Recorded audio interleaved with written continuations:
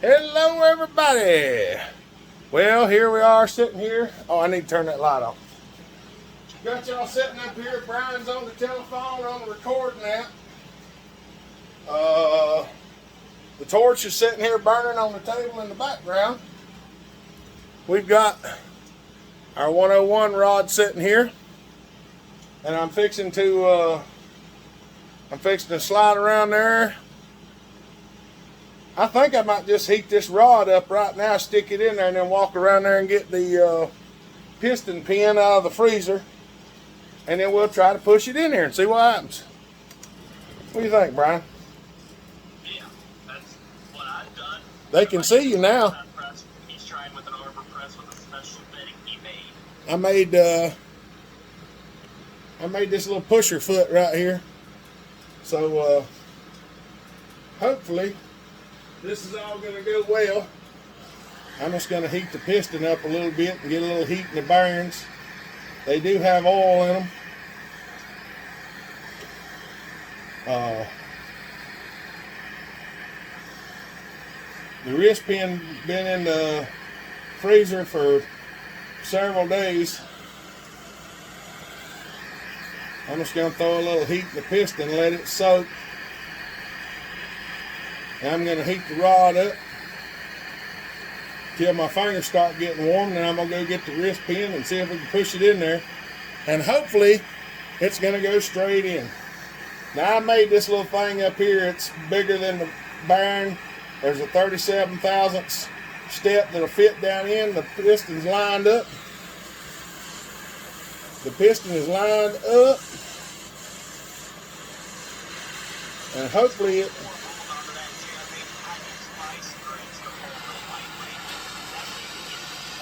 Well, what I'm going to do is I'm going to set the arbor press where it'll sit here right by itself like this.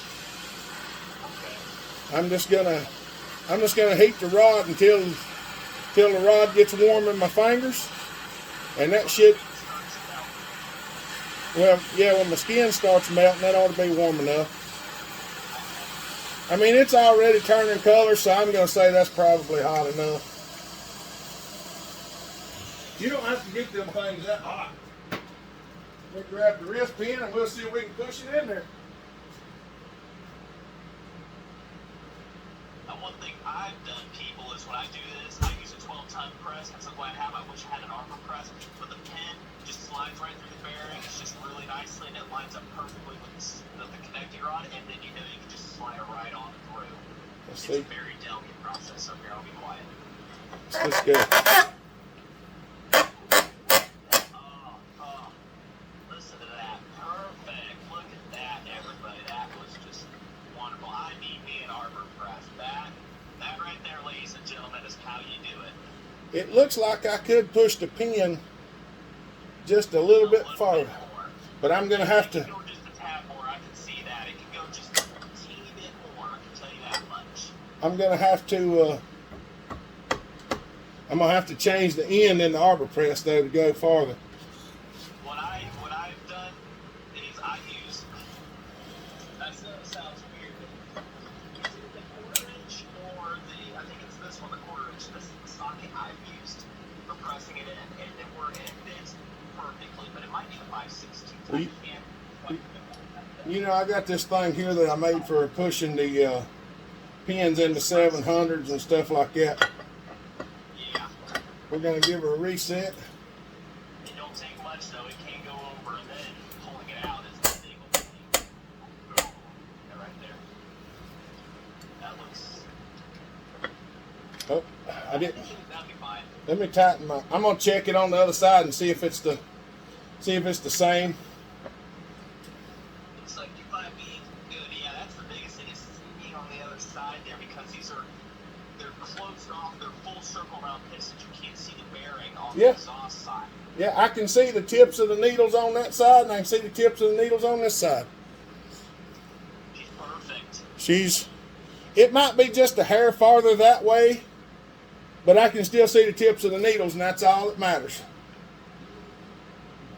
And she's ready to get. Now we got to let her sit there and cool off for a minute.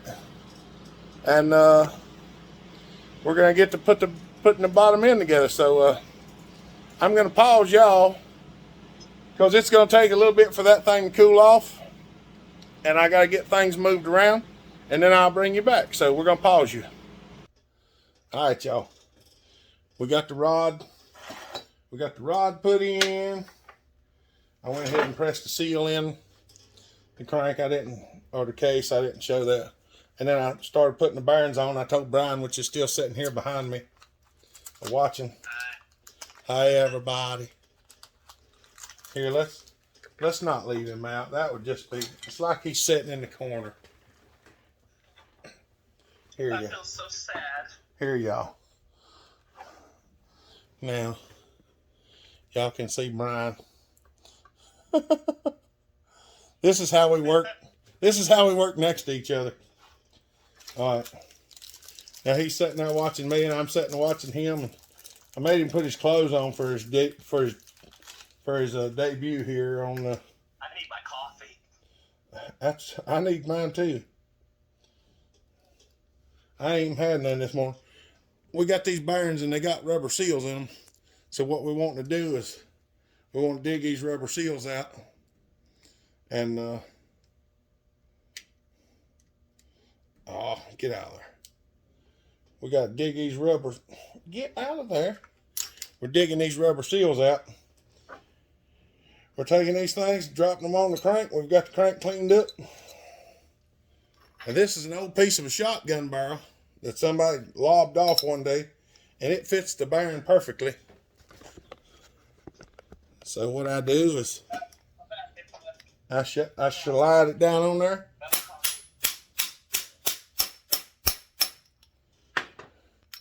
Then I drive the bearings on the crank. He's all fancy with that hammer and stuff like that. This is the end of shotgun barrel. See where the sight used to be?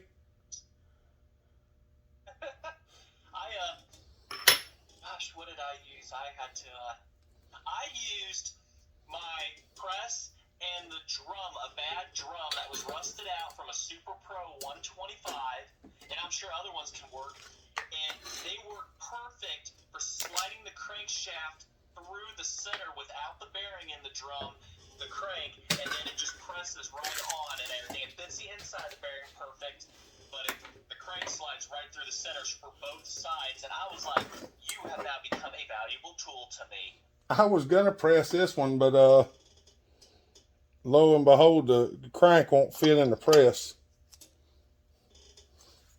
Now. So that was my aha moment when I was outside. I'm like, there's got to be something here, and I'm like, this works. That's great. We're gonna take that and set it there, and I'm gonna take the shotgun barrel again.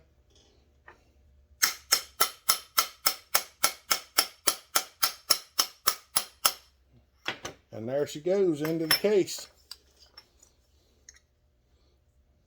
This was nothing guys weren't doing back in the days with these engines either. There's guys that were tearing these apart in the pits and doing these kinds of things and stuff like that. So precision work was not always something. Yeah.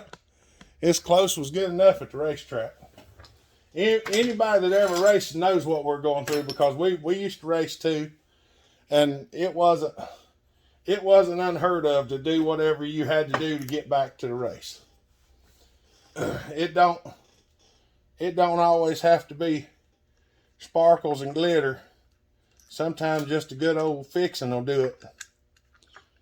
Now, I've toyed with the idea of letting y'all watch me struggle to put these rings in, and I made them. Those are fun, Jeremy. I trimmed my fingernails last night. Oh, well, I know some people hate the idea of metal on metal, but I use a simple, that pick has seen better days, but I just use a pick or something small, maybe even some wooden little piece of something, as I just apply a little pressure, I just take it around and press it until the ring goes down. I use a screwdriver or whatever I can get to. I'm not concerned about it. It ain't gonna hurt it. It ain't gonna do no more damage than when I put alcohol in and start revving at 15,000 RPM. Yeah.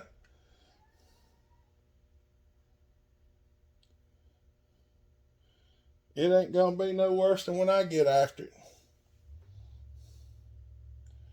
Because I can promise you, I'm gonna get after it.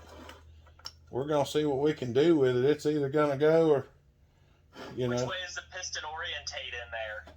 Well, I'm putting the big skirt toward the exhaust side. There we go. Yeah, y'all. Let them know that. Small side, big side.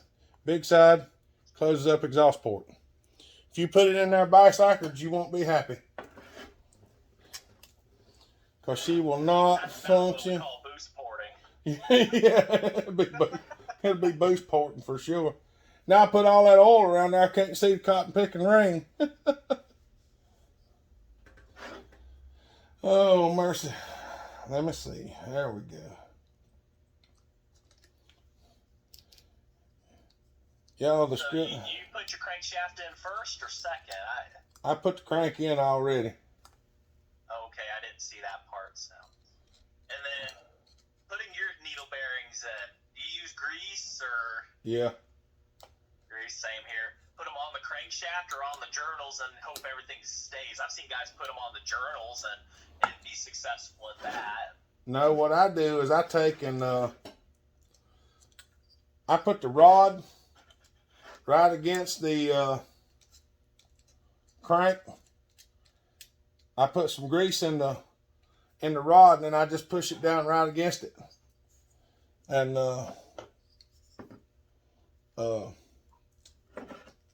come on.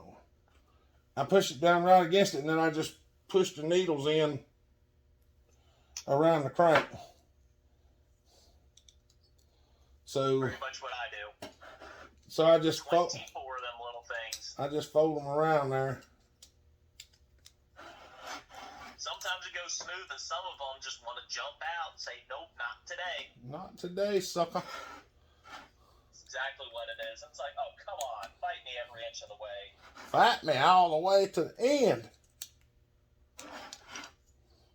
And that's what they'll do. But after that, it's pretty straightforward from there on. But it's literally as carefully and as fast as you can bolt stuff together. See right there.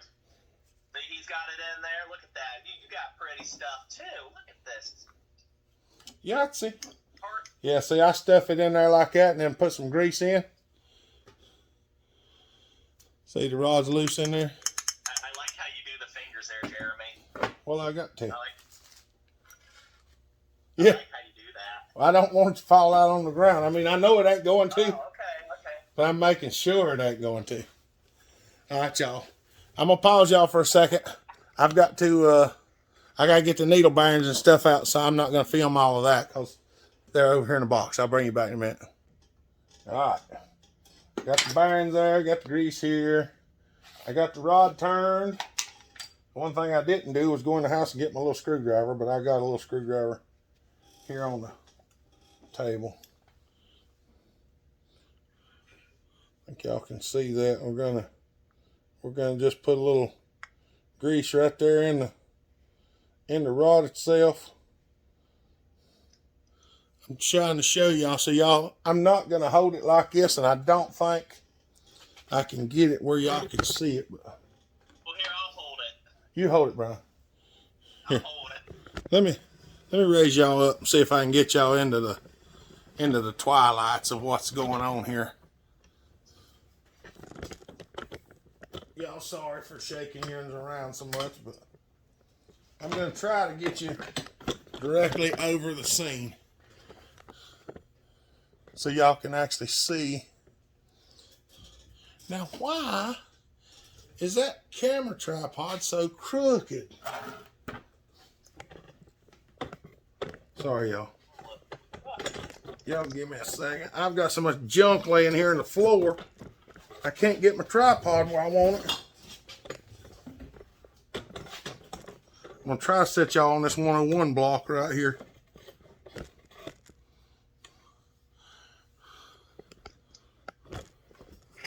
I'm just kind of cleaning up the table here and being commentary. If I could get the darn thing to set. Why it will not move. There we go. It was like it wouldn't set. Oh, look at that. Look at that. Y'all got a straight down view. Y'all looking right down her skirt. I ain't even kidding. Ladies, if you find that offensive, I'm sorry, but it's just an analogy. We are basically looking right down the pie hole. I ain't even kidding. Right, look, should see everybody's I get to see his expressions. That's what matters. I'll get to see the video. You get to see the video. I've done this 100 times. It's fine. Well, not 100, but I've done enough times to know exactly what he's doing. Now remember, you got to count to 24, all your fingers on both hands, all right, guys? Both hands, both toes. All right, here we go. We're going to dump these out on the table right quick, carefully, because we don't want to lose them.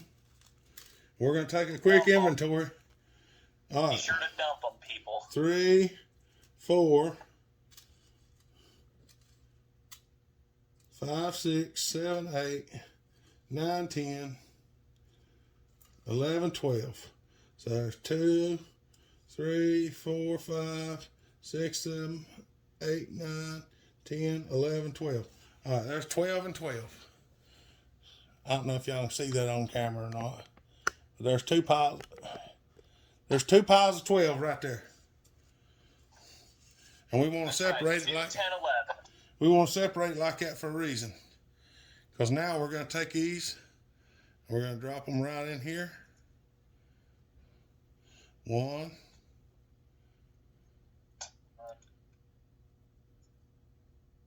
2,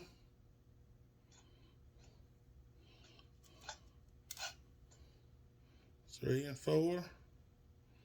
Kind of get greedy and drop a bunch of them in there at one time.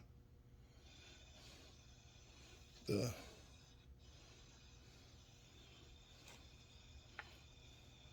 reason I count them out separate on the table so I know that I've got enough in there.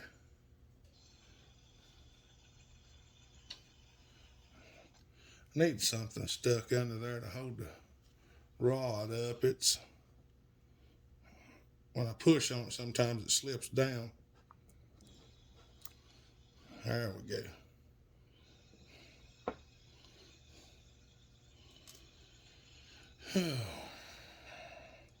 There's kind of an art form to this, y'all. You just got to practice at it until you get good. That's all I can tell you.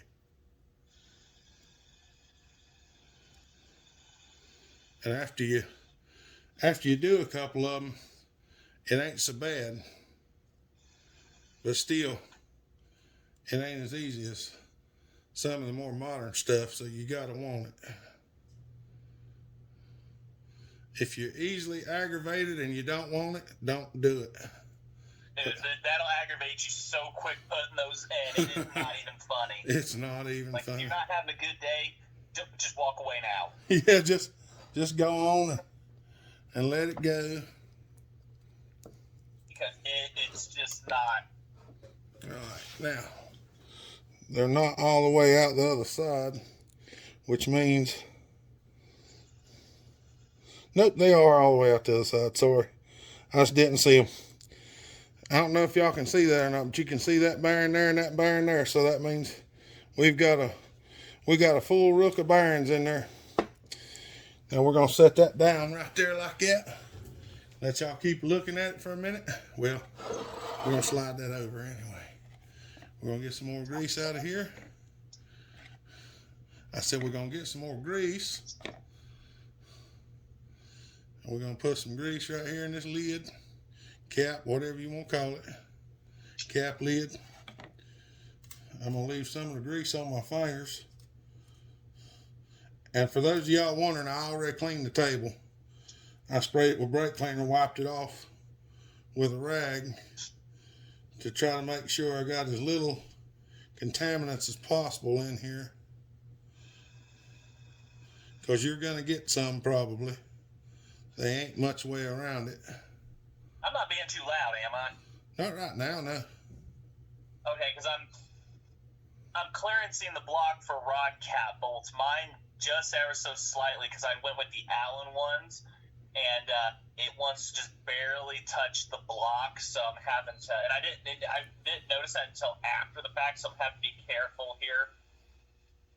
I don't really even hear what you're doing on on the thing.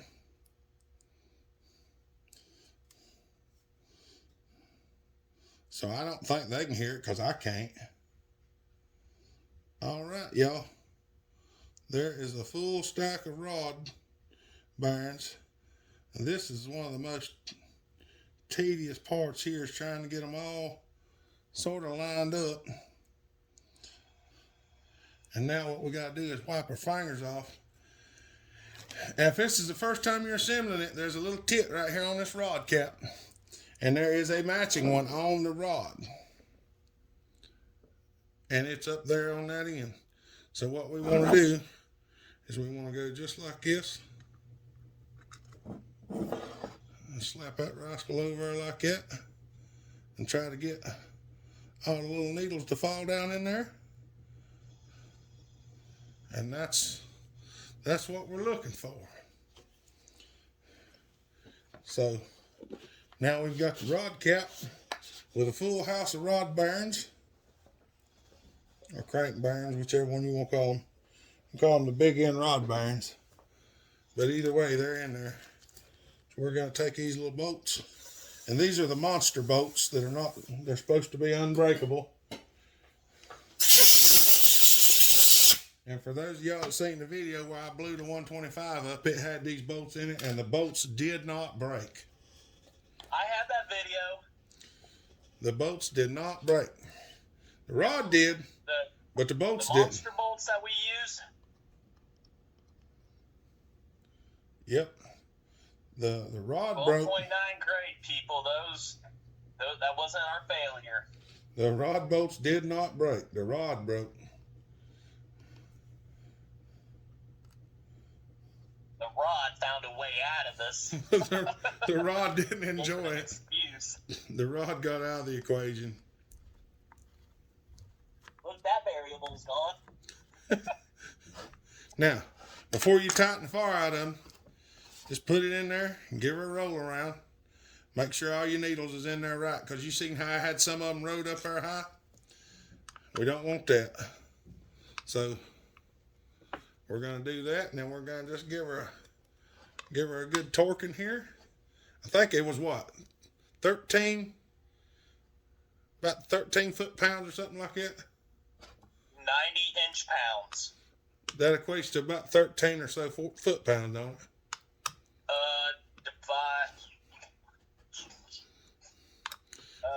We're torquing these with German spec. We're just making them good and tight.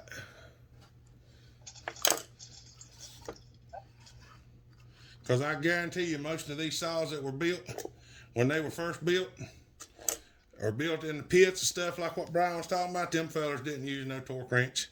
They slapped that sucker. Felt good. They slapped that sucker together and tightened it up, and that was good as it was going to get. Let's see how close she comes to the top. Oh, look, Brian, she comes all the way to the top. Well, let's hope it's so. Mine comes all the way to the top, and mine's an MC 101. Mine has a different head gasket, too, but... All right. I got the block clearance for the bolt, so we're good. That's more off-camera stuff I talk about later on. All right. There's everything from the side. Y'all can see pretty decent with this new camera angle up here like this. You can see what she does. I'm probably going to have to clearance my block a little bit with these Allen bolts in here too. I've never had to do that. That's what surprises me.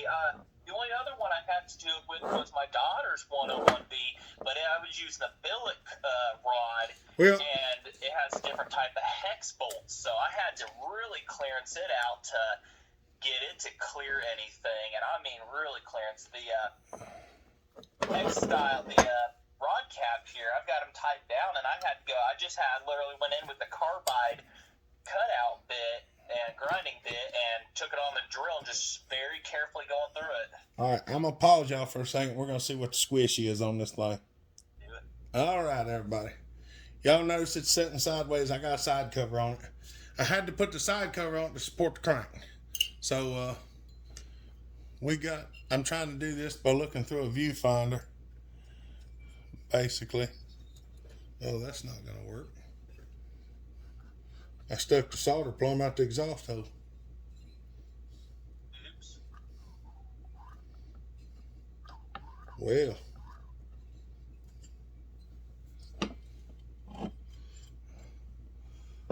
that's more than what I needed for sure. It's 62,000 solder and it don't make good contact with it. It does have that tiny combustion chamber. 62. Did you tighten the head down all the way? Yeah. Yeah, she's tight. That's a 50 head gasket right there. It recesses in slightly. I would have guessed around in the 40s. Was that? Well, it's not. It's at least 62. Cause there's top dead center. It's about 62 or 63 because I can slip the solder in there and it drags. I would keep it there for now since you don't plan on running a decompression button. Well, I'm planning on running alcohol though. Well, I know, but it's got that tiny combustion chamber inside, though. It forces everything into there. Versus a lot of saws, we see the giant combustion chamber, but the tiny squish around the edges. So I'm used to my squish being about 18.5. Let's see. I say see what she does like this, and it's easy enough to. I mean, maybe take it down a little bit, but like I say, mine out there without the decompression, she'll run alcohol real easy. 185 psi would be more than enough to run alky in that.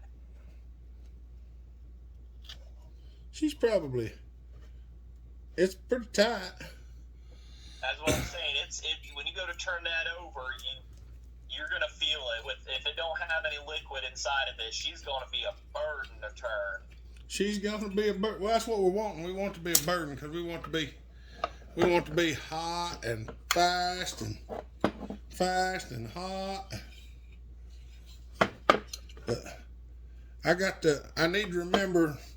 I want to thank Mike Nolan for sending me this rod and set of bearings. I got a hold of him and he hooked me up with a 101 rod. He shot painted, polished it. It is a nice looking rod, and I think he sent me the wrist pin as well. So I got the rod, the wrist pin, and the bearings from Mike Nolan, and then I got a piston set of rings from Terry Ives, and the piston was spot on. We thought we were going to have to hone it just a little bit to get the clearance, but it was within a thou of being exactly where it needed to be. Which he has nothing to do with that, other than I told him what size bore I had, and he said, "Well, I got a 12 over. It might be a little tight," and I was hoping it would be, but it wasn't. So it was within a thou of being exactly where it needed to be. So I did hit it with a hone a little bit this morning, and I haven't checked it since then because, like I said, it was already where I was going to use it. So I threw them two little finger ports in there, and after that, I honed it a little bit, so she's more than ready to go. So I hope y'all enjoyed this video. We're gonna shoot her out right now here in just a minute, and y'all go check out Brian Gray's channel too, see what he's got going on over there, and we're gonna be building some cool stuff this year. So y'all jump in, subscribe, hang around, comment, like, share. If you email us, just be careful or be caught. What am I trying to say? Be patient, because sometimes it just takes a while for us to get back to you. But all right, y'all have a good day. Stay safe out there. Be kind. Treat each other the way you want to be treated. God bless, and Bellhopper out.